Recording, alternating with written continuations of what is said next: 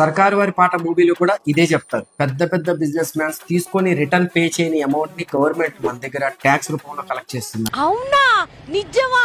మీరు ఎప్పుడైనా ఆలోచించారా? పెద్ద పెద్ద బిజినెస్ మ్యాన్స్ కూడా కొత్త బిజినెస్ స్టార్ట్ చేసే ముందు వాళ్ళ దగ్గర ప్రాఫిట్స్ మరియు డబ్బులున్నా సరే బ్యాంక్ నుంచి లోన్ ఎందుకు తీసుకుంటారో నాకు తెలీదమ్మా. ఫర్ ఎగ్జాంపుల్ ఆదానీనే తీసుకున్నాం. ఆదాని ముంబై ఎయిర్పోర్ట్ స్టార్ట్ చేసినప్పుడు మొత్తం 13,000 కోట్లు ఖర్చు అయ్యింది. ఆదాని అందులో 2,000 కోట్లు మాత్రమే తన ఓన్ మనీ పెట్టాడు. అతను అనుకుంటే మొత్తం 13,000 కోట్లు పెట్టగలడు. కానీ ఎస్బీఐ నుంచి 6,000 కోట్లు, ఎల్ఐసి నుంచి 3,000 కోట్లు మరియు ఫారిన్ బ్యాంక్స్ నుంచి 2,000 కోట్లు లోన్ తీసుకున్నాడు. వన్స్ ఎయిర్పోర్ట్ ఫినిష్ అయ్యాక 13,000 కోట్లు వెలుగు చేసే ఎయిర్పోర్ట్ వాల్యూ 26,000 కోట్లు అయ్యింది. బ్యాంక్ వాళ్ళకి మాత్రం ఓన్లీ లోన్ కి ఇంట్రెస్ట్ మాత్రమే వచ్చింది. అదే ఆదానికి 2,000 కోట్లు 15,000 కోట్లు అయ్యాయి. ఎవరురా నువ్వు ఇంత టాలెంటెడ్ ఉన్నావు?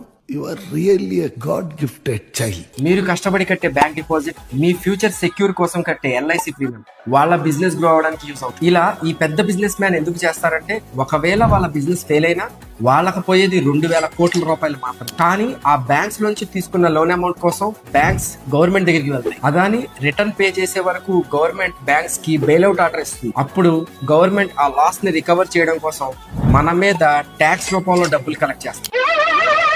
ఏంటి బాబా అన్న, ఇంకోసారి అన్న. మన మీద ట్యాక్స్ రూపంలో డబ్బులు కలెక్ట్ చేస్తాం.